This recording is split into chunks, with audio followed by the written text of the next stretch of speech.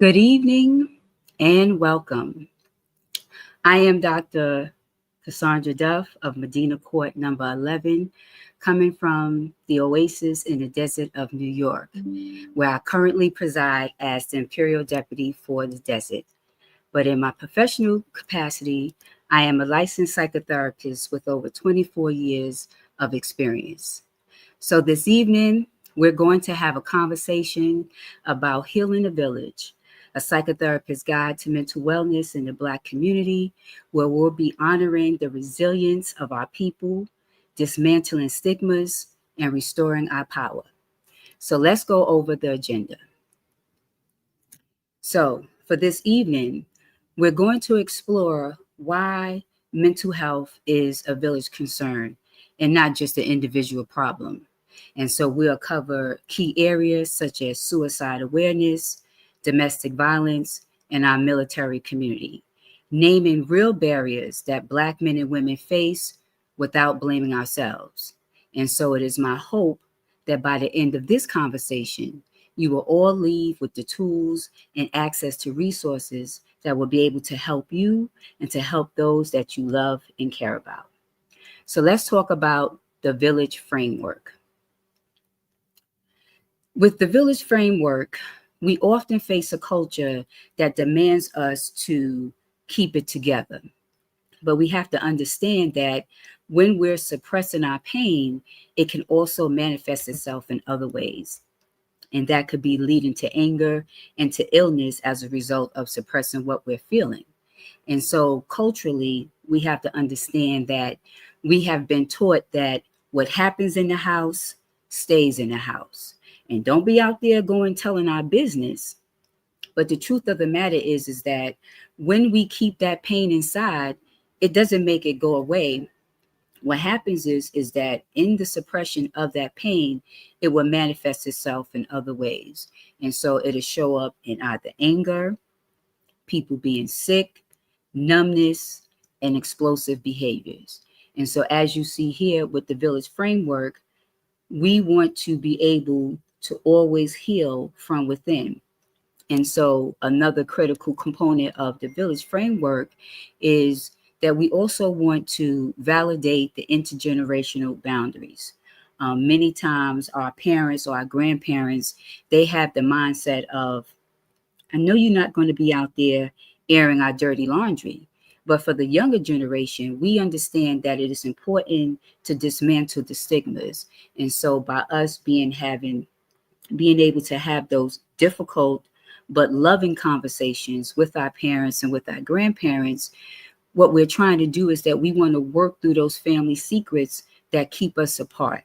And so by being able to dismantle that, we're working to stop those family dysfunctional behaviors. And so we have to acknowledge that there is systemic realities that create trauma for Black people. But we also have to recognize that our communities have always possessed deep and natural infrastructures.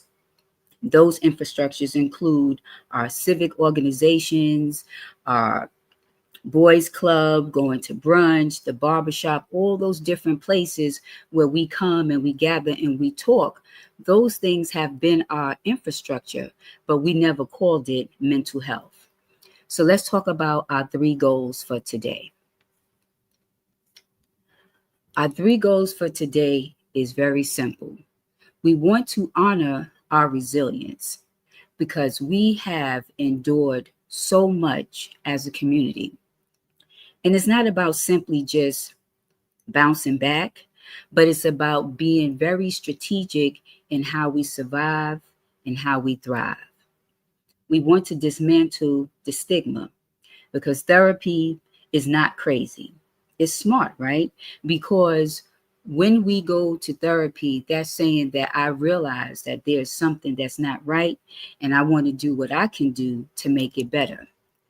So being able to dismantle the stigmas, we recognize that it is a multi-layer process for people of color.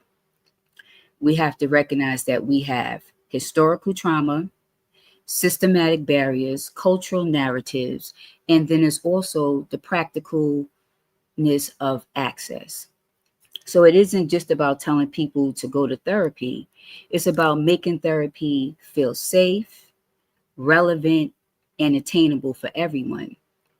And the third part is restoring our power.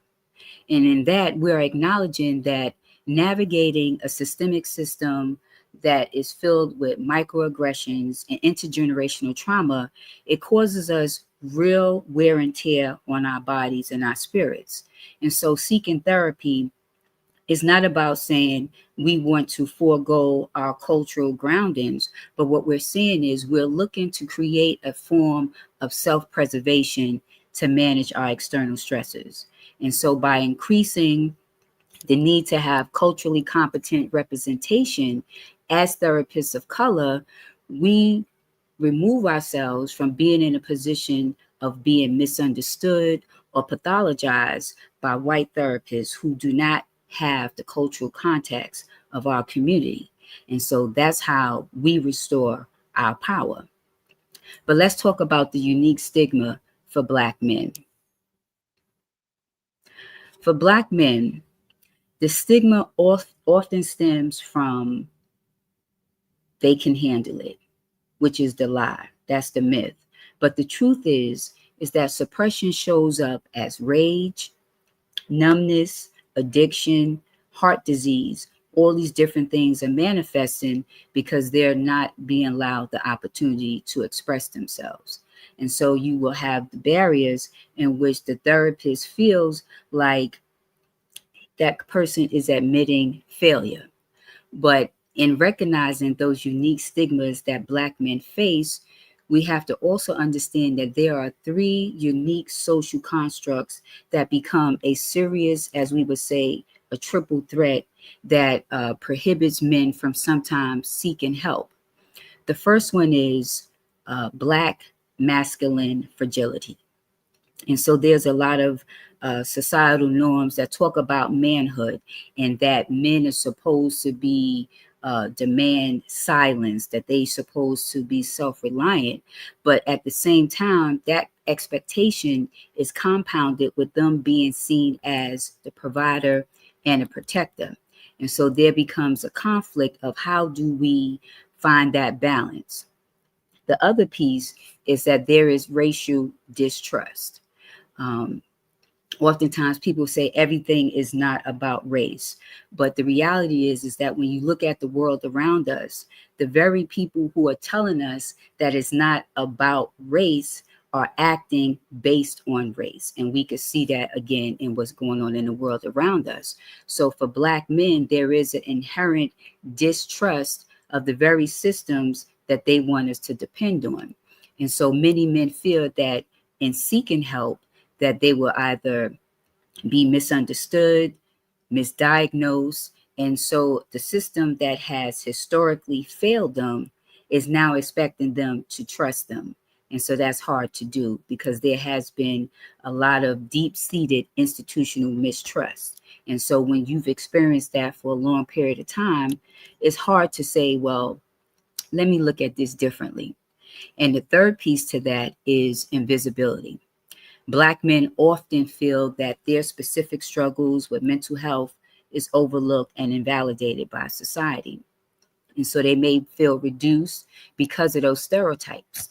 But the reality is that when a person doesn't feel seen, it's hard for them to open up and want to say that I'm going to be vulnerable with somebody, that I'm going to trust them.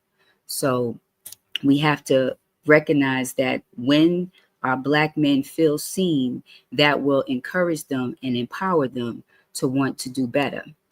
But let's talk about the unique stigmas that Black women face. So for Black women, the most pervasive and damaging stigma is the strong Black woman, the superhero that, she doesn't have any feelings about anything. She's just going to go through and make it happen no matter what.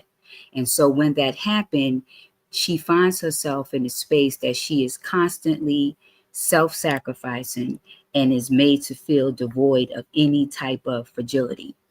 And so if a Black woman admits that, you know what, I'm having a bad day, she's then labeled as weak, unfit, and there's a whole lot of other stigmas that come attached to that, and especially depending on what the socioeconomics is for that particular woman, because the more access that you have based on your socioeconomics, the more resources that are available to you. And so oftentimes she will say, it's okay, I got it.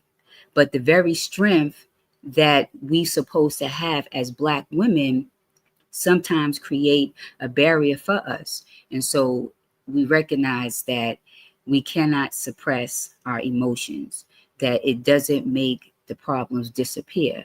If anything, it causes it to manifest, and you'll see it present itself as hypertension. We'll have a lot of autoimmune disorders. And so that stigma becomes a cycle. And so for Black women, therapy is about releasing and removing ourselves from that superwoman cape. And it's admitting that, hey, we're human, we have feelings, we have good days and we have bad days, but we should not be judged and put into a box because we're going through something in comparison to our white counterparts. And so now we will transition over to suicide awareness. At this point, I really would like for everyone just to kind of indulge me a little bit.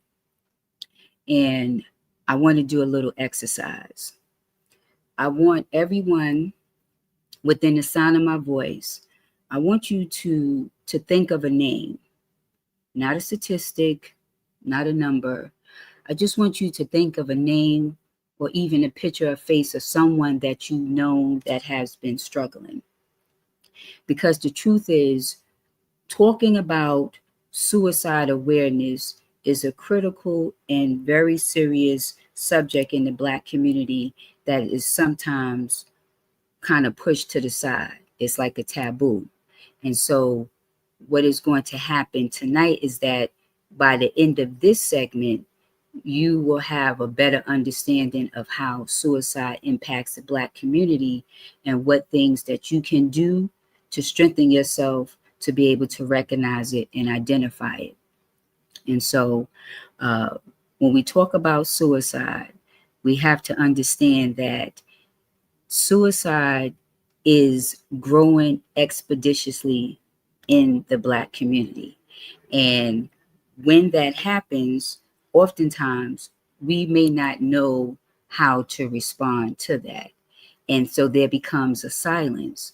But it's that silence that we have is the very thing that is killing us. And so I want you guys to think about a conversation that you may have had with someone who was struggling. Did you ask the direct question? Are you thinking about killing yourself? Or did you just say something safe? Did you say, hang in there, or things will get better? And we do that because we're terrified. We're terrified that if we say the wrong thing by asking this person, do they want to kill themselves, that we're putting that idea in their head. But the reality is that we're not doing that. When we're asking the direct question of, do you want to kill yourself or do you want to harm yourself, we're actually extending a lifeline and giving them the opportunity to talk about it, to think about, you know what? There is a tomorrow. What can I look forward to? And based on that, when we look at the research from the CDC, it shows that between 2014 and 2024, that there has been an increase in the rate of suicide in Black Americans. And so that rate has climbed up to 53%, which is 10 times more the rate of our white counterparts. And so while we're not the overwhelming number, the fact that we're having such an increase in suicide within the Black community is an alarming problem. And so we're also faced with the historic shift of young Black people committing suicide. And it really peaks between the ages of 20 to 24. And statistically speaking, for every 100,000 people, 31.9 Black people are dying of suicide. And I was able to get that information from a recent article from Capital B publication, which talks about the young Black men are dying by suicide at a historic rate. But again, in our community, they'll say, Black people, we don't kill ourselves. That's some other people. But in the era that we're living in of so much instant gratification, social media, peer pressure, all these different variables that contributes to that, it is causing an escalation in that. And so while the rates for our white counterparts is higher, the fact that we're having such an increase in the rate of suicide in our communities is something that we need to take more seriously and start taking advantage of the resources that is available to be able to find supports. So what are the warning signs? There are many warning signs, and sometimes people may overlook it, but some of the more general ones is that you'll notice that the person is starting to pull away. They're giving away their favorite things, their prized possessions that really meant something to them. They're starting to give it away. And they are talking about illnesses or health issues that the doctors really can't find anything wrong. And that's on the surface. But for us as people of color, there's an additional layer with that. And with those things there, we also have the exhaustion from navigating racism. And so it becomes a profound weariness where there's a sense of hopelessness about the future at times. Then there's also that performance strength that we have to, act like everything is okay. It's all right. I got it. Everything is fine. When the reality is everything is not fine. And I want to preface this by saying, like, there's a thing, some people may be familiar with the bell curve. And on the bell curve, you have your far left and your far right. And so you have extremities increase or decrease. But for most things with the bell curve, we want to fall in that middle area. And so the things that I'm speaking to, there's always the extreme of that. But the reality is that these type of variables have an impact on the Black community specifically in comparison to our counterparts. And so as much as we have things that are wrong, we also have a lot of strengths within our community. We have a strong sense of spirituality. We recognize the importance of the church and other faith-based organizations that allow us to come together in community and share our experiences. And the Black family, the community, those are the foundational tools that allow us to move into the world in a certain way in which we know who we are. And so what to do and say. When you talk about what to do and say, again, ask the direct questions. And it can be hard and it can be uncomfortable because, again, for someone who doesn't know, in your heart, the only thing that you want to do is to try to help this person. But you don't know whether or not saying too much or saying too little may cause a person to turn one way or another.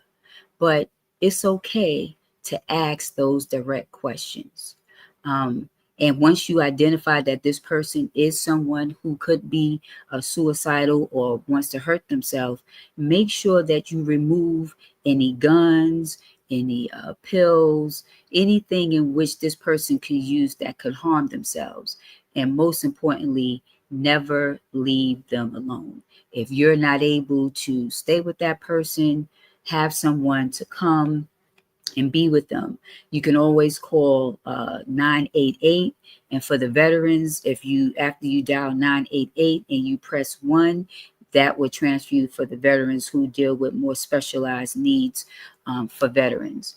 And so just having a basic understanding of what to say, how to navigate that, you are now giving yourself the tools to, one, to be able to recognize when something is not right, but then have a certain level of confidence within yourself that you can ask the difficult questions and be able to stand there and to be with that person that needs your help.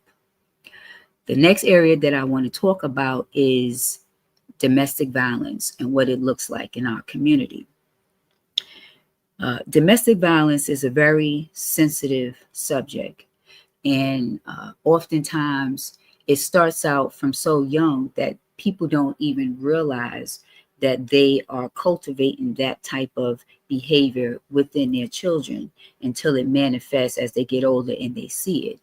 And so when we talk about domestic violence in our community, it's not just the physical where you see someone fighting and they have a black eye and different things like that.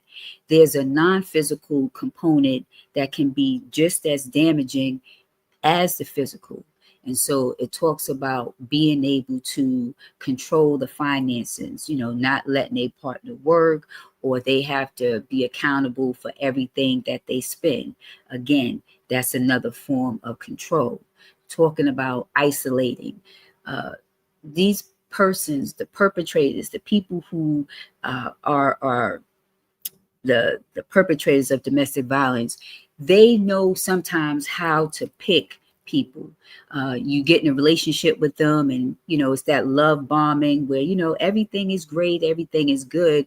And once they feel that, they have your trust, that you confide in them, they start to slowly try to isolate you from your family and from your friends. And once they're able to do that, they're able to really, take control. And now, who do you have? What are your resources? Because it's like, my man, my man, my man. But now he separated you and he's able to do things to you. And, if people don't really love and care about you enough to say, not because of, but in spite of how you moving right now, I'm going to still be present because I could see something in this person that you may not see because you're emotionally tied to them.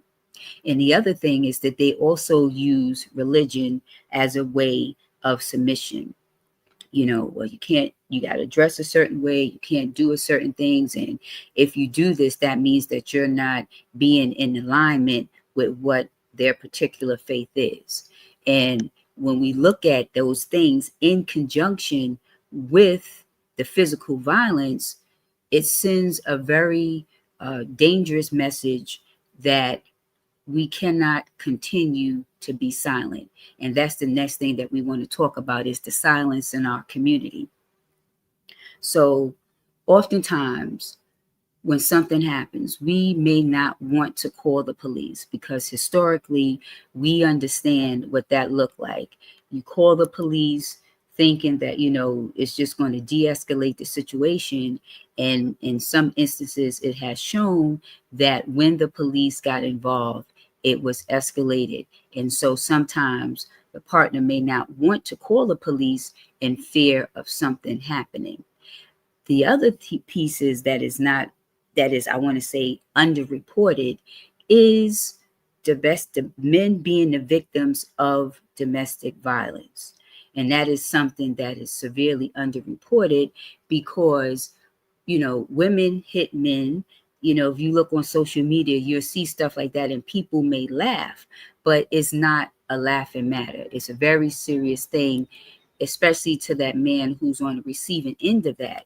But also there's the stigma that, oh, you letting a woman beat on you? You're not no man. And so again, that's a secondary trauma that's being placed on that individual, in addition to the firsthand of violence from his significant other or his wife. And for Black women bear the highest burden of domestic violence.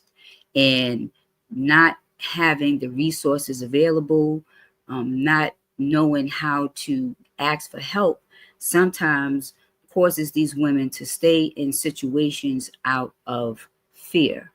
And when we are able to recognize that this woman is being a victim, as a community, as a village, we need to come and support her and allowing her to get the resources that she needs. But we have to bear in mind that sometimes the woman may not leave because there's children, there's finances, and you're trying to talk to them and it's like, well, it's easy for you to say because you have a place to live and you don't have to go through this. But we have to stand firm with them and access the resources for them through the shelters, through other social services, to ensure that they can be safe. And equally, when we have domestic violence for Black men, for Black women, we also have to factor in that the Black LGBTQ community also face greater barriers to getting services, especially when it's same-sex females. There's instances where the police won't even take it seriously. Oh, it's two women. That they disregard that, and oftentimes that could lead to someone losing their life. You also have your transgender community. So not only are they victims of domestic violence, but in some instances it becomes a fatality. And I believe the last I checked that there was, I think it was like a 78% rate of transgenders succumbing to fatal violence as a result of their presentation. So, how to help a friend or family member? Believe them. If someone is coming to you and telling you that this is their experience, believe them. Don't be dismissive. Validate that this is what's going on. And you want to listen without judgment, without shame, and let them know that you have to recognize that it took a lot for them to even be able to say that this is happening, because oftentimes people want to keep a certain image about themselves. And if they come from any type of means, businesses, different things like that, they want to try to protect that image. But at some point they crack. And when that crack happens and they identify you as someone that they trust, believe them, be that friend, don't judge, and get them the supports that they need. Other things that you can do for practical things, if this person is not ready to actually take a stand one way or the other, identify a passcode. Let them be able to text you. So, okay, this person is going back to their partner, but if I text you pancakes, that means is going down and I need you to come and get me. And be able to do that, be able to have a plan in place where you can identify a safe space, whether this person is coming to stay with you, a family member, but just to have a plan in place. And as well, there are resources like the National Domestic Violence Hotline, which that information is listed. And how do we help our male survivors of domestic violence?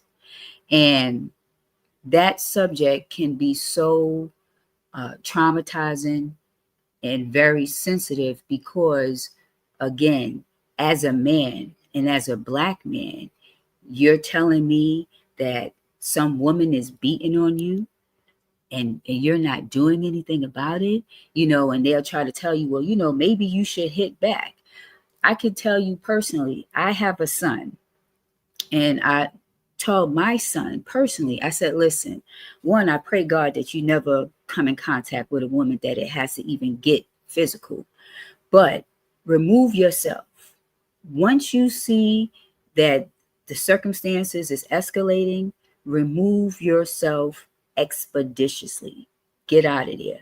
And should it get to the point that it becomes physical, do enough just to hold her off. Don't hold her off and then follow up with the two-piece. That's not what we're doing here. But you want to at least hold her till she can calm down, get her off of you, and again, get out of there. Come back home to me, come wherever. But do not, whoever it is, do not stay in a relationship where this person is putting their hands on you, because love does not hurt, it does not abuse, it does not manipulate. And when you're in that situation, do something. And if someone who loves and cares about you recognize that, be open to receive that. And even if in that moment you're not willing to take the actions needed to get to safety, just make note of everything that is happening. And at the proper time, use those tools, use those passwords, reach out to those friends. And so, particularly, again, understanding that as a Black community, we have to stick together. And everybody's not going to like everybody. Everybody's not going to love on everybody, but there has to be a level of respect and understanding and the openness to want to learn. And so we have to believe when this person is saying these things, it's happening. You want to be able to validate that experience. You want to listen without judgment. You don't want to be dismissive of their story. And you don't want to minimize what happens, because now again, you're inflicting a secondary victimization after the initial violence that has taken on to them. And there's a resource for that. I haven't listed there, but if you have your pen or your phone, if you dial 22522, which is Love Is, and that is a resource that you can access if you find yourself being a victim of domestic violence, that you can contact Love Is at 22522, and that will be a resource of support for counseling and direction on how you can get help. The next area that I want to talk about is our military, our active duty and retired military. This population within our community, one, I want to say thank you to all of our active and retired military. Your service for this country and for us is greatly appreciated. And having members within my own family who have served, I understand the sacrifices that is made when you make the commitment to say that you're going to put your life on the line for this country, and that is not taken lightly. And so, understanding that why our Black veterans suffer more than our white counterparts, we have to understand that their wounds within the military is very unique, in the sense that for our Black military, they have a higher incidence of PTSD than their white counterparts. But oftentimes they can be misdiagnosed as having anger problems. And you also have the instance in terms of the military mindset of, I can handle it, don't let it show. And those things equate to suffering in silence. That the stigma in the uniform is like, well, you'll be discharged. Who wants to have a dishonorable discharge on their record? And so we must also address that our service members face higher exposure to combat.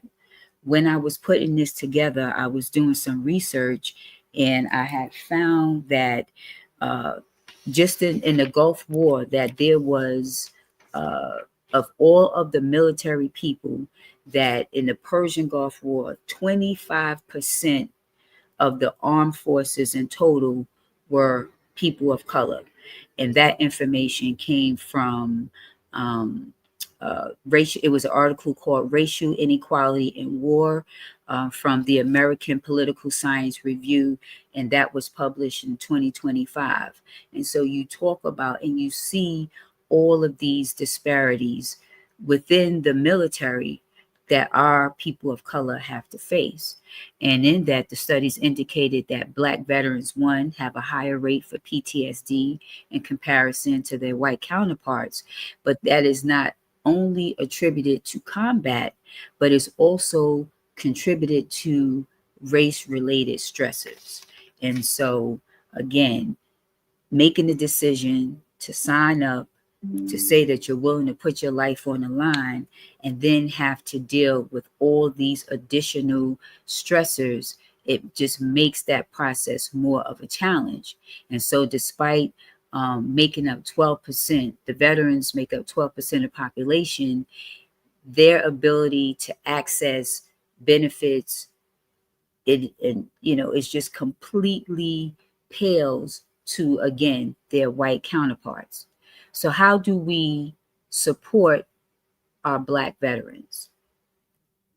So when we're supporting our Black veterans, and especially the men and women alike, it definitely requires understanding that while the men and women share a bond of military service, their experiences and the challenges that they face are profoundly different because because their identities intersect with race and gender in unique ways, which then creates distinct barriers that cause the need for care, recognition, and support.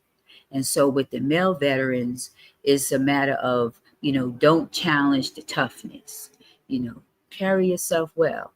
And the systemic barriers that they face is significant because with I think it is the Government Accountability Office, they had did a report that found that Black veterans had the lowest disability claim approval rates than any other group. Their disapproval, the lowest approval rate, their rate was at 61%, and for their white counterparts, it was at 75%. So when we're supporting our veterans, we have to acknowledge that there is a large degree of what they call invisibility syndrome, which is the feeling of being overlooked, unheard, and stereotyped. And so we support our veterans simply by acknowledging their experiences and validating what they've been through in terms of the struggles, and being able to separate the struggle from the stereotype. And how do we support our Black women veterans? Our sisters in the military, they have like a double burden, because not only are they can be seen as our invisible heroes, they face that double burden of sexism and racism. And so navigating a male-dominated military culture while being overlooked for traditional veteran supports, their trauma becomes more intense because it is layered. So you have systemic racism, interpersonal violence, MTS, which is military sexual trauma. And military sexual trauma is very prevalent and yet oftentimes unaddressed. And so being able to support Black women who have experienced MTS requires active listening, believing them that what happened happened, and practicing advocacy, as it is very important that you believe them, because oftentimes it will be dismissed. And so believing them in conjunction with the understanding that while the sexual trauma is important, their ability to navigate the racism and the sexism in the military, it makes it like a storm of trying to seriously navigate this process to get the supports that they need, which then puts them in a position to have a higher rate of complex PTSD, depression, and anxiety. So what do we do after they're coming home? Coming home after the service can be a profound transition, because you're going from, rank, structure, missions, and doing all these things to now you're transitioning back to civilian life. And for some people, depending when they joined the military, why they joined the military, the experiences that they had in the military dictates what that transition is going to be like when they come home. And so for the family, you may notice that they are irritable, constantly, pacing, scanning, trouble sleeping, anger, a whole host of issues. And that is because of the experiences that they've had during that time in the military. And so when you see that, some people will have the expression, oh, that's just crazy. But, they've been in survival mode for so long, they are now having to train their brain how to rest. And so coming back from being in the military, active duty, overseas in other countries, and then coming back home, in some instances, it could really be a culture shock. And again, depending on what their experiences were. So how do we support our veterans? We support our veterans by moving away from dismissive comments. If they're sharing with you something that happened, don't tell them, just let it go. That is dismissive, that is not being compassionate, and is not recognizing that they've experienced something that was very traumatic for them, that was life changing for them. And for some, even if they do get therapy, they will never be the same. And so you can't tell them, just let it go, but you try to help them to manage that, to navigate that, to access the tools and to access the resources, so that while the experiences will never leave them, they will develop the necessary coping skills to be able to navigate that process. And you can do that by encouraging them to, get connected with the VA or the vet center. And again, here there's a resource for Black veterans for social justice, and there's a contact number there. And so we have to find practical tools for restoring our power. And here's some practical ways that you can do. And especially, again, in the climate that we're in now, is to check in with people. You have an older person, you have another person, and you check in. And when you check in, it's not just checking the boxes. Hey, how you doing? You good? All right. Okay. No, but really check in with them.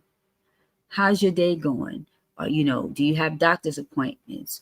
Are you seeing your children? Or what's, just really take the time to really have a conversation with them to see what is going on with them. The other thing that you can do is create a safety card. And this is, again, these are things that I do with my own patients. And sometimes we do the safety cards, or we'll do a coping cards with different interventions that they can use and coping skills. But with that, it's just something that's wallet size, and they have 3 numbers on there. You have here, we have 988, you have a friend, you have a pastor, or someone that when this person is in crisis, they have that in their wallet. Well, we're in the time of technology. So, they'll have a card on their phone, or they'll have it somewhere.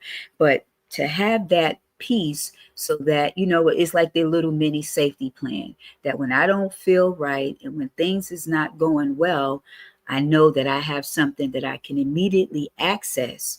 And I know that if I call this number, somebody's going to pick up. And when they pick up, that person on the other end is going to respond to me with compassion and with understanding. So, how and when to find a therapist? When we're ready to find a therapist is knowing that whatever it is that you're going through has reached a point that you can't deal with it. And understand that there is no shame in saying that I can't do something, that I can't handle it. when I made a reference earlier, like look at, going to the therapist is like, going to the gym. When we have our bodies, right, and, we get a little out of shape and different things happen, we go to the gym so that we can get in shape. Well, that's the same thing about recognizing that I need to talk to somebody, that my mind is not functioning right. My spirit is not right. There's some things that is causing me confusion, is causing me uncertainty, and I don't have the tools to manage it.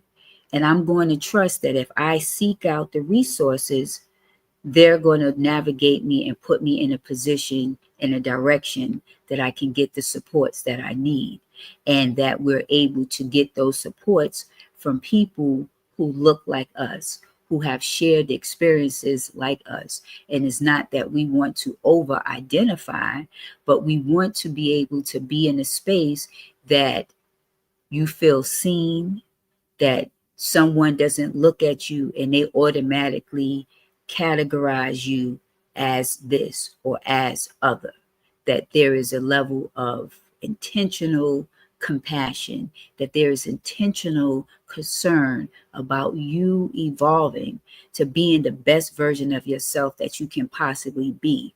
And oftentimes when people start therapy, it's very, you come, you get your assessments, you do your psychosocial evaluation, all these things, and we identify goals. We create a treatment plan. But as you evolve and as you develop a relationship with your therapist, what brought you into therapy gets addressed, but you start to evolve in other areas. And I can truly say for myself personally that there are clients that I've had where it started out as they came for XYZ, and it became a life coach type of relationship. I may not see them with the same frequency as when they first came in because of the acute circumstances, but it evolves and it grows. And therapy, it is it's refreshing because you come in weighed down by so many stresses, so many different things, and you get to a place that you can smile with your eyes, because the eyes is the access to the soul. And so some people may smile, but they just smiling with their mouth. But when a person is able to smile with their eyes, that their spirit is lifted, that they feel heard, that they feel validated, and that while no, everything is not okay, but I can manage, that I'm not thinking about taking my life. You know why? Because I have plans tomorrow. Somebody wants to see me. I'm going to connect with my cousin. I'm going to connect with my sister friend, that people care, and that your clinician, your therapist, you're not just a swipe on your insurance, but they are genuinely invested in your well-being. And when you're able to find somebody who sees you, who hears you when you're not talking, when you get that connection, it's just something that happens. And us as melanated people, that when we get together, we have our own language, we have our own way. We could be in a room and we don't say nothing, but we said a mouthful. And that's what happens when you're able to come to therapy and just bare your soul, to be your authentic self. And that's not always easy to do. But when you're able to do that, oh man, that's powerful. That's really powerful. So, what are our national and local resources? Here we have a list of resources from domestic violence, and some of these things are free. And this list is cultivated to focus on us. Again, it's not to say that others are not, impactful and doing great things, but when we come together and be amongst ourselves, and that there's a degree of relational understanding, you feel better about yourself. You feel empowered, and that's what therapy do. It empowers you. It allows you to recognize that I was this, But as a result of coming here, of coming to therapy or going to group therapy, and sometimes it's not just the traditional, oh, I'll lay on the sofa and talk. There's times I've had sessions where we'll go to the park and we sit outside and we'll talk and we'll be in nature. There's times where, grounding, which is a coping mechanism to kind of center yourself when you feel yourself feeling elevated, the anxiety is kicking, and you can ground yourself either by doing deep breathing exercises, or, there's a thing called anchoring where you picture something in your mind that allows you to center yourself.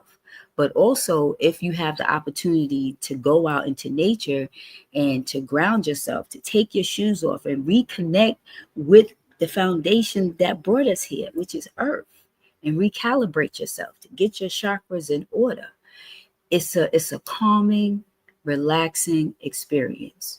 And so again, in 1996, they had the Welfare Reform Act under Clinton, right?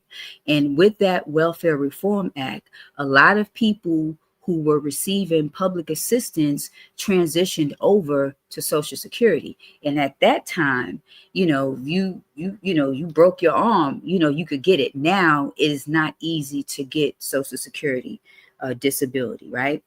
And what happened is that in the Welfare Reform Act, a lot of people realized that they really should have been there.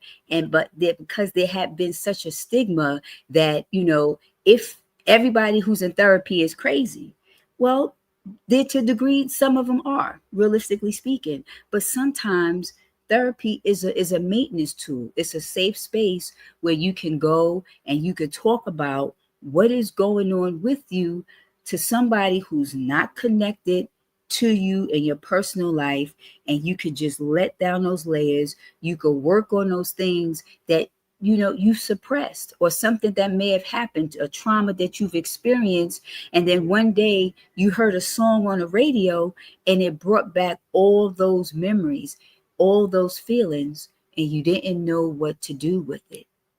And so therapy for us as a people, as a community, is a beautiful thing.